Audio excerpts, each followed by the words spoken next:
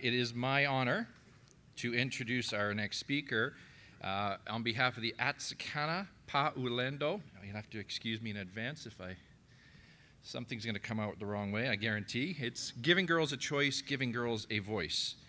Christy Johnson, Memory Mitsemi, I'm going to keep going until I get it right, and Manes Samuel. This morning we have the chance to learn firsthand about a success story in Malawi. Atsakana Pa'ulendo, Girls on the Move, is a school dedicated to helping young Malawian women achieve self-sufficiency through education. APU's mission is to provide high-quality education to girls from the rural areas of Malawi who would otherwise be unable to continue with their education beyond primary school due to a lack of financial support. APU is a grassroots organization co-founded by Christy Johnson, a Canadian teacher, and Memory Chezaza, a Malawian teacher, who have been working towards this goal since they met in the summer of 2000. As educators, Christy and Memory believe that education is the key to giving girls a choice in the lives that they lead. It gives them a voice to share their dreams with their communities. It is their voice that will give them the power they need to transform their lives and the lives of their future families. Unfortunately, Christine is unable to join us this morning. Her baby is very ill in an ICU in Victoria. Our thoughts are with her. Here's the Kleenex moment for them. Also unable to join us this morning is Manes Samuel due to visa problems. Manes is living proof of the success of APU. Manes graduated from APU in 2011. She completed 2 years at Pearson College and is now studying on scholarship at Westminster College in the US. It is most unfortunate she could not join us. Together with her supporters in Malawi and Canada, they are making this dream real, empowering their students to see that they too can have dreams and live to see their dreams come true. Making the presentation on her own this morning is Memory Mitsemi, Director of Girls on the Move Secondary School in Malawi. Welcome, Memory.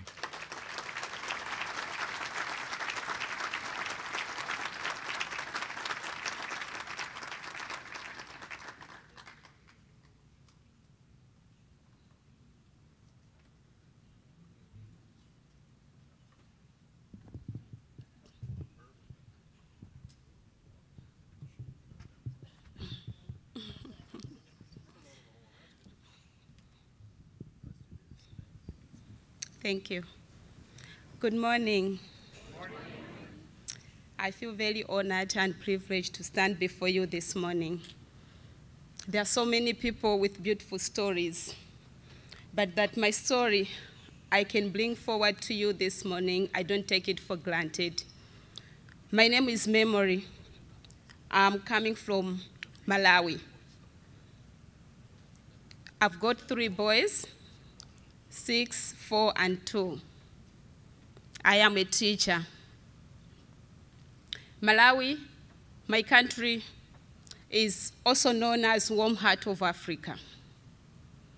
But I want to share a story about my country.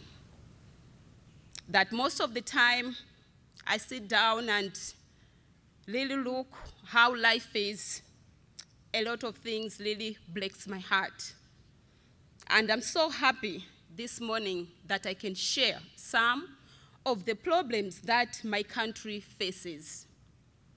Some of the problems really that we have are like poverty, hunger, diseases, violation of human rights, though we don't know yet. And to me, I strongly believe the way out to all these problems is through education. And yet, it's very hard for people back home to attain education, more especially people in the rural area. And this is the education that needs to go both men and women, because lack of knowledge makes other people to mistreat other people. For example, men, because they don't have knowledge, they don't know how to treat women, and they don't know how to treat their own children. For one to go to school in Malawi, primary school is really free, but it's very hard for a child to go to school because these children, they don't have food to eat. It's hard really to learn when you are hungry. And most of the parents, they prefer getting their kids to get a piecework just to find food for the day. And if they are privileged to go to school on empty stomach, there are so many hardships that children face in school, more especially girl child. Most of the girls in school are not respected. And what do I mean when I say they're not respected? These girls in school, they're not motivated because the culture back home, when you've got a baby girl, it's a source of income. Parents look forward, when is she going to get married that we can get dowry? That is the money that they give for getting this girl. So a girl child back home is just, I would say, for sale, for money. Teachers, most of the teachers are male teachers. Some of the teachers, they sexually harass their own students. How can a girl child respect a teacher who is behaving in such a way? They don't like school because school is really a source of abuse. I happen to be brought up in a family of 6 children. Unfortunately, I lost my parents when I was very young. I was privileged to have my uncle put me back to school with my sister. And when I finished my high school, I went to live with my grandparents in a small village. This was all because my uncle also passed on, and I had no one to look after me. Life was hard. I felt, why? Why did God created me to be an orphan for the second time? I went to stay with my grandparents in this small village, and that's where I learned a lot. In this village, I was 17 years by that time, and there was no any other girl who was still in the village. All the girls were married. And I was surprised. Why? Why they're not in school? And everyone in the village was looking forward to me. When am I going to get married? They started finding men to marry me. But that was literally against my will. That was against my plan. I really wanted to go further with my education. And so you can imagine yourself, you are in this village, this is your home, this is where you belong, and people really are giving you, asking you to get married when you don't want.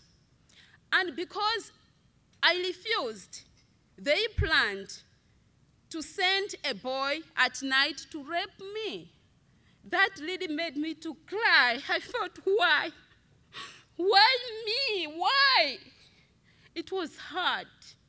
It was hard. These are my own people, from my own family. Thank goodness it never happened. And I saw how women were treated.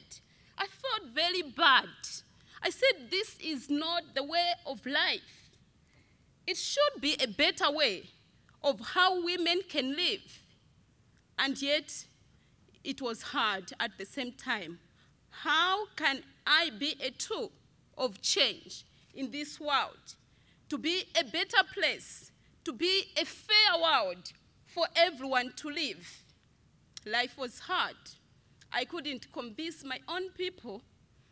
They couldn't listen to me. I had no choice. I had no voice in my own society. One day, I met a Canadian teacher who was starting up this small school. The school was to give education to poor girls. I felt very happy to offer my services to this school. My village never accepted that. They said, no way a girl can teach. No way a girl can help. You're supposed to be in the home. You're supposed to follow what we're telling you. And yet, what they were telling me, I did not believe in that. I felt I can contribute to make this world a better place. And I was very stubborn. I said, no way, I'm going. And I remember my grandparents saying, if you go, then you will not have food from this home. Of course, we never used to have breakfast in our family with my grandparents, but at least we could access lunch. And so they said, since you not be here during the day, then you'll not be having lunch. Then I said, yes, for the sake of helping girls, I'll accept. It was hard. It wasn't easy. All the time, when I'm teaching these girls at this school, I could see the potential. I could see the dreams that these girls had. And yet, it was hard for them from their backgrounds. They were also going through the same problems, similar problems that I had. Their parents not believing in education. Their parents still looking down upon them. They were mocked by the community. You're wasting your time staying in school. And after some time, the volunteers used to come and go. Then I met with Christy Johnson, who also came to this school. And she saw the ills of these girls, of women, of people in Malawi. She also believed in education as the only tool to help these people, to help the girls, to help men to understand. And then this school went into problems, and these problems were really hard to be solved. Eventually, the school got closed. And when this school got closed, we're really in trouble because we're looking at these beautiful girls who've got dreams ahead of them. And yet the school was really coming to closure. Christy felt very bad. And she thought of coming back and share the story to her family, that if possible, these girls, at least these girls, should go back to school. So she came back and shared the story. Eventually, these girls really went back to school. And it's the fruit that we saw after giving the education to these 24 girls that really brought my vision that I'll go for this. I need to become one of the people who can change my country. After education, these girls, they've become independent. They've got a choice. They've got a voice in their own society. They are able to choose the husbands of their choice. They are able to be involved in decision-making because of education. They are able to fight poverty. They are able to help in the fight of hunger and diseases. And I saw that education is the only tool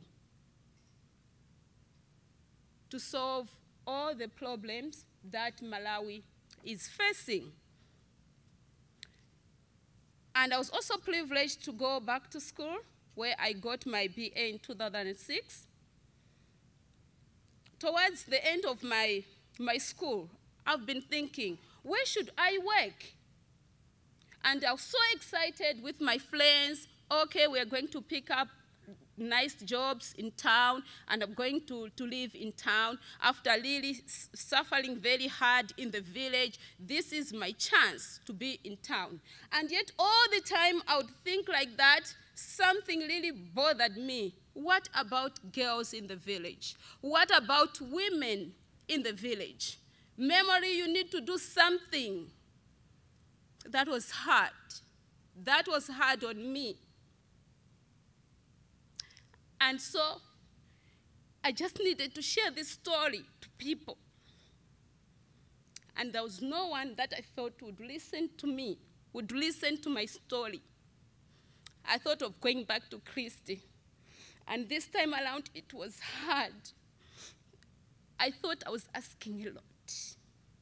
I felt Christy had done a lot of job to help me, to put me back to school, to put these 24 girls back to school.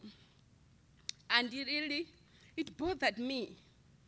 I went to Christy. Oh, Christy, I feel like I need to have a girls' school. And this school should be in the village where we should have girls.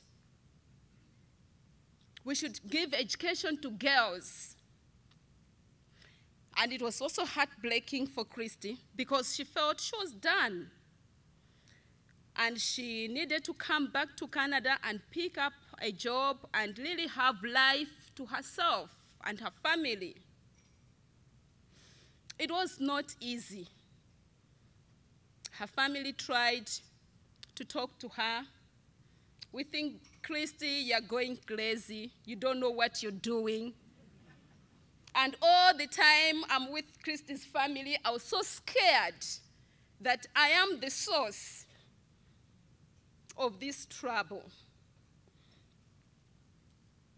But Christy said, Memory, I also believe in the same vision, and together we are going to do it. I happened to get married to Henry, my husband, and Henry is an engineer. Henry being an engineer from a family that everyone looked up to him, it was hard for Henry to quit his good job and to join my vision. His family hated me because they felt Henry supposed to bring money to his family and at the same time to enjoy his life. But I said, Henry, I want to go and start this school in the village. So it meant Henry leaving his job. His bosses tried to convince him. They told him, well, we can add more benefits on you, just to make Henry not join my vision. It was very hard for Henry to leave his job. And eventually, we all teamed up for this vision. We said we believe in education. We believe in this vision, and we are going to do it.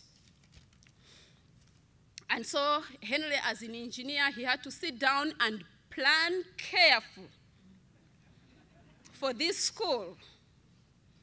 And truly, he's been amazing in this vision, that he's put all his energy, his intelligence, how he can make it really a better school, but with low cost. And Christy never got tired. She shared the story many times, different places, and it doesn't matter whether she's come at a place 10 times, she keeps on saying the same thing. And my duty was to teach as a teacher. And for this school to bring change in my society, I felt there was need to change the culture. Changing the culture, it's not easy. It's hard work. And I've worked day and night. I haven't rested. No holiday, no Sunday, just to achieve this dream. I had to teach teachers how to teach.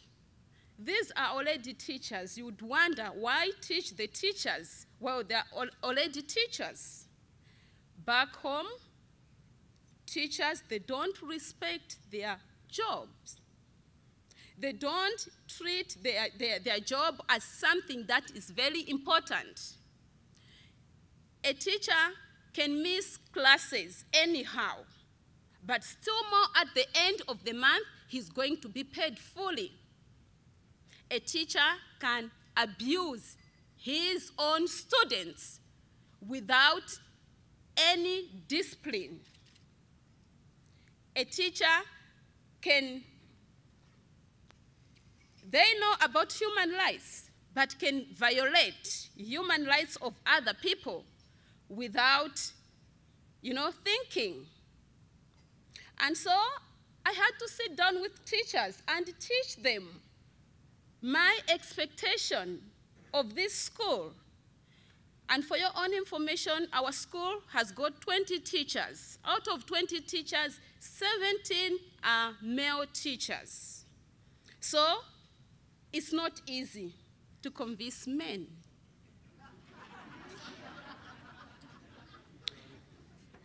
But for this vision to work, I thought there shouldn't be compromise.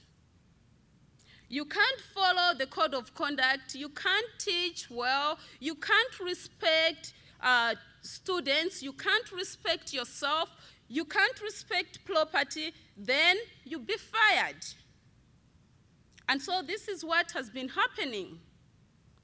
And for the girls themselves, they're also supposed to be taught how to behave. They're supposed to respect themselves. They're supposed to respect other people. They're supposed to respect property. They've been taught character and values education.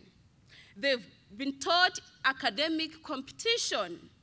They've been taught about human rights. Though sometimes they put themselves in trouble, then they said, well, it's my right. I said, no.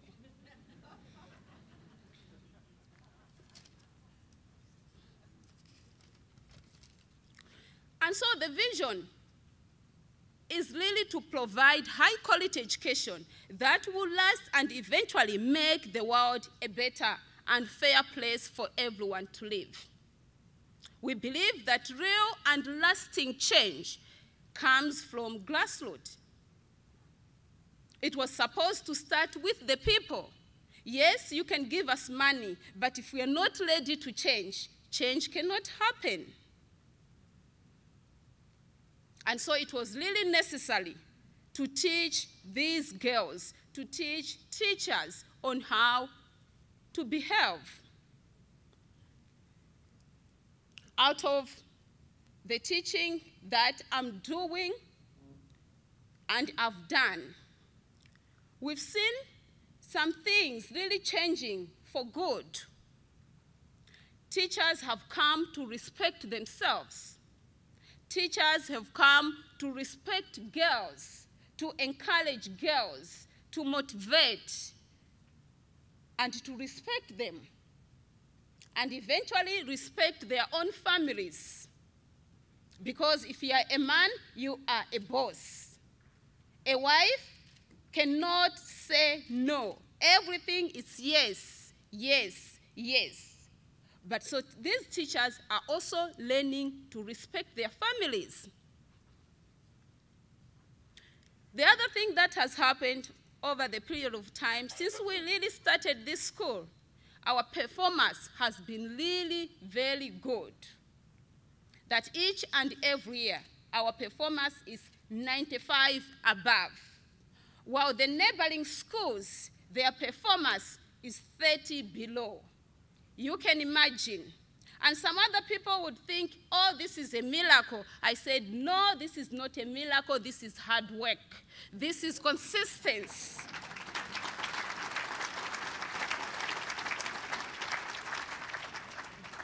And so these teachers, they are proud to be part of the achievement. They are so happy they walk tall. It's me who has helped this girl to be where she is. It's my intelligence. And so they're so happy with that. This is what hard work can bring. Apart from that, our girls, they are changed girls. These are girls who are not easily led astray. Usually back home, a man gives you money for sex. There's no no. They just accept. Somebody abuses your human rights. You can't say anything. You just say, it's okay. But these girls, they've learned to stand up for themselves. They are able to speak for themselves. They are able to share their knowledge with their brothers and sisters in their homes. They are involved in decision-making in their homes. Their parents, they've come to rely and trust them. Whenever there's an issue in the family, they are involved. This is something that never, never used to happen. Apart from that, they are being role models to other girls in the village. They've come to like school because of what these girls are doing. And I would also like to share a little bit about the community. At first, the community, they felt we are crazy. We don't know what we are doing. Indeed, we did not have experience, but we've learned on the way. And the thing is, these schools, we found them, and they've got everything in place. But our school, we started little by little. And they never trusted us that we can make it. And with the results that I said, that our school is producing 90%, 95 above, while their schools 30 below. And they've come to us, what do you do that the girls can pass exams like this? That your girls behaves like this? What do you do? So we've come to teach our neighboring schools what we are doing. Because in each and every institution, there are rules and regulations. There are code of conducts. There are intelligent teachers. They've got everything, but there's a lot of compromise. There's lack of hard work. There's lack of consistency. So we teach them, be disciplined. Work on your rules and regulations. Follow them. They shouldn't just be on paper, but follow them. And students from other schools, more especially boys, they are very jealous to see girls really doing well. So they say, what do you do? We say, just work hard. Follow what your teachers are telling you. Don't look down upon your teachers. And so these schools are learning from our school. What about primary schools? They are also learning. So each and every year, we get girls from primary schools around our school to start to learn at APU. And so it's kind of status to have 2 or 3 girls coming to our school. Everyone is looking forward that we should have our girls go to APU at Sikana Paulento. And these teachers in primary schools, they tried to come and bribe us. Please, we are going to give you so much if you can get our students. We said, no, that's not the criteria. The criteria for the girls to come to this school is for you guys to teach. Do your homework in your schools. Teach them. involve them, give them a lot of work, and motivate them, encourage them. And so these teachers are going to their primary schools and they are working so hard, and they've started to encourage girl child to work hard. And where they're encouraging these girls, I don't think they can be abused. So we are taking away the abuse of these girls, and these teachers are coming to help these girls. And girls themselves, they look at APU as something that they've never seen before. And so everyone is really having a heart, I should go to that school, I should go to that school. In so doing, they're able to work hard. APU has created a dream for these girls. They are dreaming big to come to this school. What about parents and community around APU? These are the people who really never wanted to hear about APU. More especially if they see me, what can she tell us?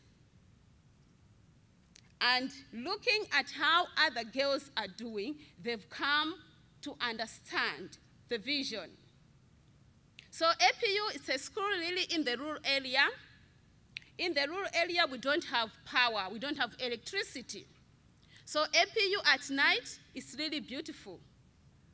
And the parents, they sit in the village, they look at APU, and so they're encouraging their little girls, I want you one day to be at that school. Look how it looks. So instead of really getting a girl child as a source of money, they are looking to the girls as a source of knowledge. This is what APU is doing. The chiefs and local leaders around APU, they sat down and they said, they passed a law to say each and every child, boy, girl, they should be in school. No one should be sending their kids selling stuff in the markets or wherever. Everyone should be in school. We've got a secondary school, APU, that is built for us. We need to use it. So this is what APU is doing. Of course, we have some challenges. This is a school for needy girls, girls that have got potential, girls that can dream, but they cannot dream if there is no one to support them. Therefore, we still need more sponsors to help for these girls to come to APU. We still need hostels. We still need teachers' houses. These teachers, they don't have proper housing. And it's hard when teachers are working so hard, but what they get is not good. And we also need a small primary school for teachers' children. They don't have a school. They don't have proper education. And it feels bad to make someone work so hard, give quality education to these girls when their children, they don't have school, when their children, they don't have playground. Eventually, we are also dreaming to have a teachers' training college, of which we think when our girls have finished Form 4, they should be able to go to the training college. In so doing, we feel like we are going to multiply the number of female teachers, role models in these schools. Thank you, Rotarians. For the past 10 years, we have engaged you indeed. We have together changed lives as the theme of the conference. We girls, women, boys, men, Malawians and the world will never be the same. Thank you.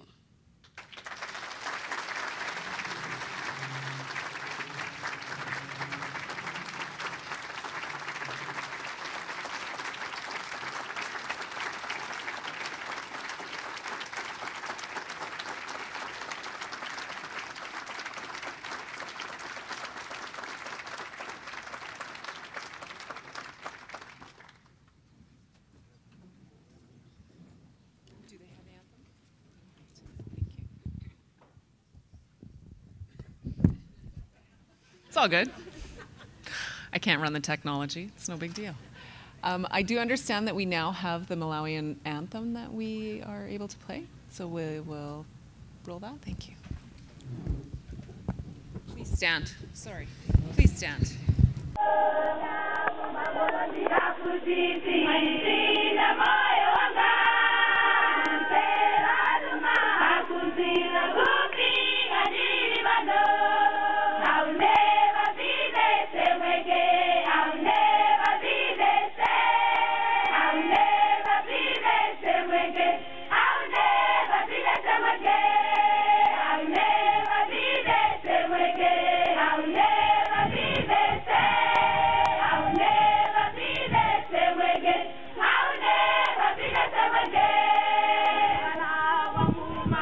Susura